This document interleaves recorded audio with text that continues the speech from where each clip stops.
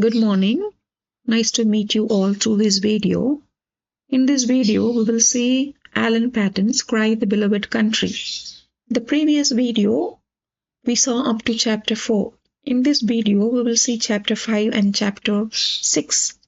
In chapter 4, we saw how Stephen Kumalo reached Johannesburg and he came to the mission house and met Theophilus Mzimangu. From there, we will start chapter 5. Chapter 5, Welcome at the Mission House. So he meets Mzimangu, Theophilus Mzimangu, and he says to Kumalo, I have a place for you to sleep in the house of an old woman, Mrs. Litby, a good member of our church. She is an Mzutu, but she speaks Zulu well. 3 shillings a week, and you can have your meals here. So Theophilus Mzimangu tells Kumalo that he has to stay in Mrs. Litby's house, and she is in Mzutu, but she speaks Zulu well. And the rent is 3 shillings a week, and Kumalo can have his meals there. After that, they went into a room where a table was laid, and there he met many priests, both white and black, and they sat down after prayer and ate together. So in the mission house, Kumalo had his dinner that night. There he met many priests, both black and white. So during dinner, Kumalo sat near a young, rosy-cheeked priest, Father Vincent from England. Another black priest cried out, I am also from Isapo. My father and mother are still alive there in the valley of Lufafa. How is it there? So when Mr. Kumalo introduced himself that he is from Isapo, one of the black priests cried out that he is also from Isapo and says that his parents still live in the valley of Lufafa, and he asked about how is it there in Lufafa. Kumalo told them about the sickness of the land, how the grass disappeared, how it was the land of men and women and mothers and children, how the maize grew, this barley, to the height of a man. So maize grow to the height of a man. How the tribe was broken, the house broken, and the man broken. So what does it mean? House broken, tribe broken, and the man broken. We saw how the valley became the place of old women and old man and mothers of young children. And all the others, young people, moved out of the valley, and the husbands went to work in the mines.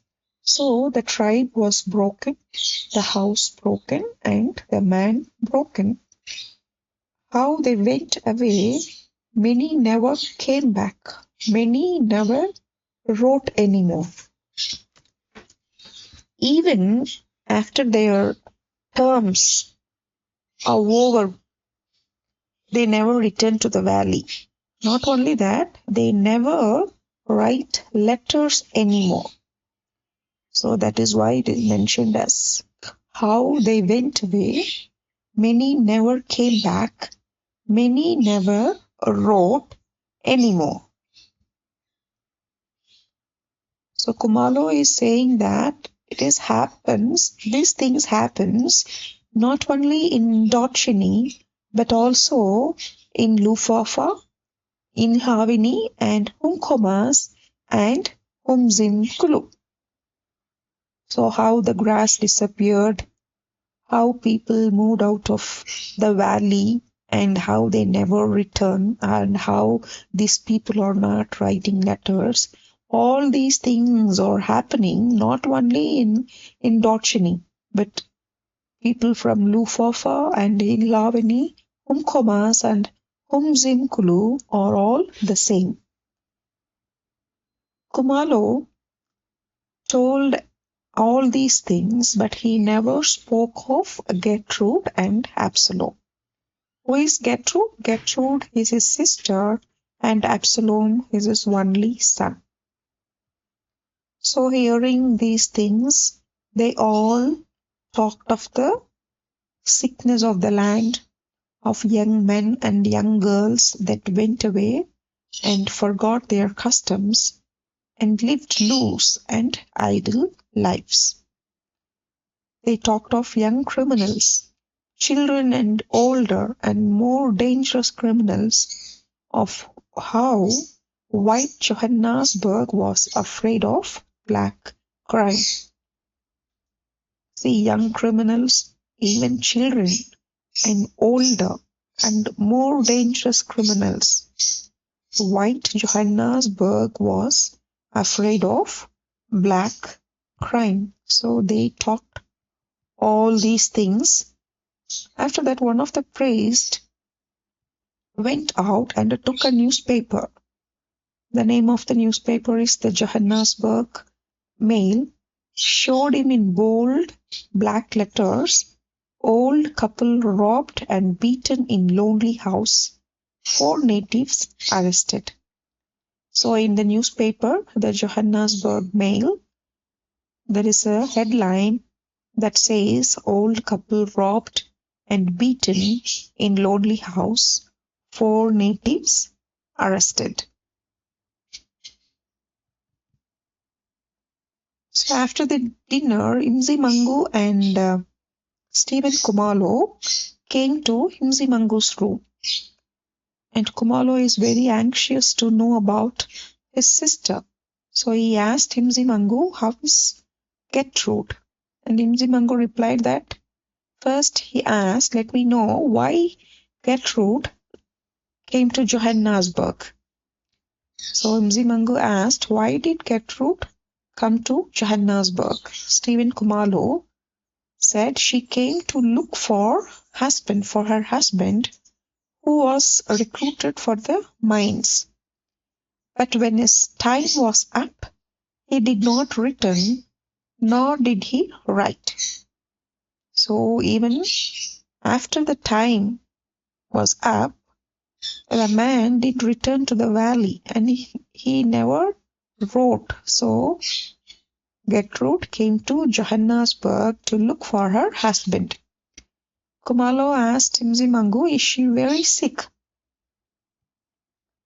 And Imzimangu replies, yes, gravely. Gravely means very seriously. And he adds that her sickness is not a kind of sickness you think. It is another kind of sickness. And then he explains what is her sickness. Imzimangu says, I do not know if she ever found her husband, but she has no husband now. It would be truer to say that she has many husbands. Gertrude lives in Claremont, not far from Johannesburg, not far from here, one of the worst places in Johannesburg. So Claremont is one of the worst places in Johannesburg. So there, women make liquor and sells liquor. Not only that, these women sleep with any man for their price. Gertrude also the same. She sleeps with any man for the price, and she makes and sells liquor. And a man has been killed at her place. Gertrude has been in prison more than once. And Kumalo asked, what about the child? Mzimango replies, the child is there, but it is no place for a child. And he told him, Kumalo, that I wrote to you mainly because perhaps if you cannot save the mother, at least you can save the child. And after that,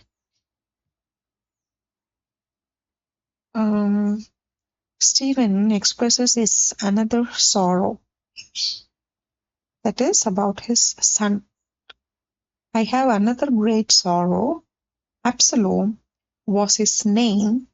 He came to Johannesburg to look for his aunt Gertrude, but he never returned. So his only son, Stephen Kumalo's only son, Absalom, came to Johannesburg to look for his aunt Gertrude. He too never returned.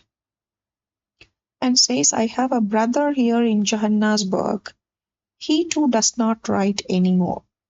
So what is the name of the brother? John Kumalo, a carpenter.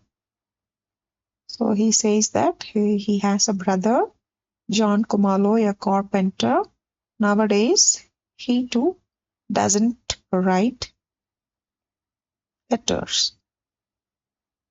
And as soon as Mzimangu hears the name John Kumalo, he says, I know him. He is too busy to write. He is one of our great politicians. Your brother has no use for the church anymore. He says that what God has not done for South Africa, man must do. So Mzimangu says that your brother is a great politician now, and nowadays he has no use for the church. He has an opinion that what God has not done for South Africa, man must do. And Mzimangu says that, see, I am a Christian, and it is not in my heart to hate the white man. It was a white man who brought my father out of darkness. The problem is not that things are broken. The problem is that they are not repaired again. The white man has broken the tribe. It is my belief that it cannot be repaired again. So Mzimangu says that his father was brought out of darkness by a white man. And he says that the white man has broken the tribe, and it is his belief that it cannot be repaired. And he adds that some white men are trying to build what is broken. There are some white men who give their lives to build up what is broken, but they are not enough. The white men who try to build what is broken, they are not enough. Only few people are trying to rebuild, but they are not enough. So Mzimangu says that these are too many things to talk about. Now you must get Father Vincent to talk about them. So you have to talk about all these things to Father Vincent. He is a white man and can say what must be said. He is the one with the voice cheeks, the one who wants to hear about your country. Kumalo says, I know him. And then Mzimangu brought Kumalo to Mrs. Lithibi's house. So Mrs. Lithibi welcomed Kumalo and said, the room is small, but it is clean.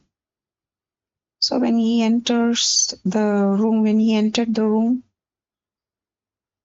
Kumalo thinks, how 48 hours ago he and his wife had been packing his bag, and 24 hours ago he was traveling in the train that had been thundering through an unseen country. So he was thinking all these things, and he was spending his the night in Johannesburg. There ends this 5th chapter, and now we will see the 6th chapter. 6th chapter is Claremont, the rubbish pile of the city. It is not far to Claremont. So from Johannesburg, it is not far. They lie together. Sophia Town, where anyone may own property. So where anyone can have property in Sophia Town. Western Native Township, which belongs to the municipality of Johannesburg. So this Western Native Township belongs to the municipality of Johannesburg. Claremont, the garbage heap of the proud city. So all these 3 towns lie together. These 3 places lie together, and they are bounded on the west side by the European district of Newlands.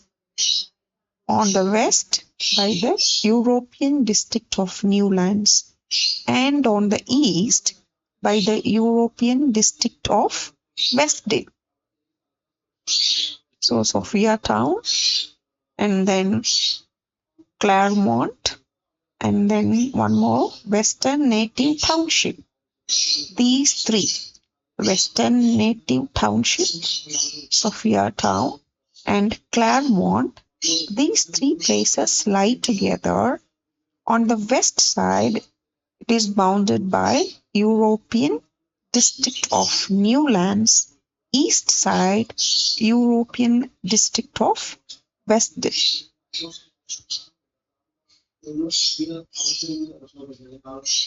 Next, Nzimangu shows Kumalo a tall building and says that is the building of the Bantu Press, our newspaper. Your brother John thinks little of the Bantu Press. He and his friends call it the Bantu Free Press. So John Kumalo and his friends calls Bantu Press as Bantu Free Press. So they got down at Claremont, and they walked through Lily Street and turned off into Hyacinth Street. So these are the names of flowers. Number 11. So there Gertrude lives. So as soon as Kumalo heard the names of the street, he thinks that at least the street's names are beautiful, because Claremont is the pile of rubbish, right? So not only that, liquor smell is all over the place. So he thinks at least the streets' names are wonderful, Lily Street and Hyacinth Street. So in there, Gertrude lives in number 11. And Nzimangu asks, would you like to go alone to visit your sister? And Kumalo answers, yes, that would be good. And Nzimangu says, when you are ready, you can find me next door at number 13. So where a woman of our church and a good woman who tries with her husband to bring up good children. So at number 13, a woman of our church lives.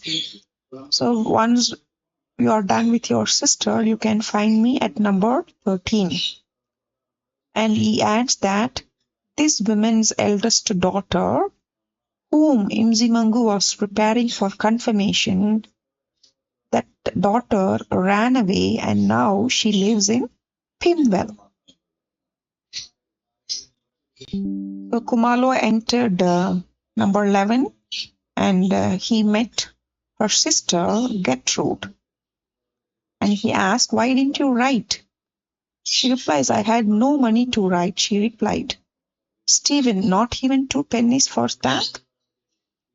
And Stephen asked, have you heard about Absalom? He is asking about his son. And Gertrude answers, the son of our brother John and your son were often together. And then they speak about so many things. And he says that it is not a good place for you to live. So let me see if Mrs. Litby has a room for you. Let's move out from here. And Kumalo asks, do you have many things to pack? And Gertrude answers, I have this table, chairs, and a bed, and a few dishes and pots. So she had only few things. Table, chairs, and a bed, few dishes and pots. So Kumalo fetched a lorry, and he was glad when the lorry was loaded and they left. So he was very happy to move his sister Gertrude from the place. So he took Gertrude to Mrs. Litby's house. So here ends chapter 6. I hope it will be useful for you. We will see in the next video. Thank you.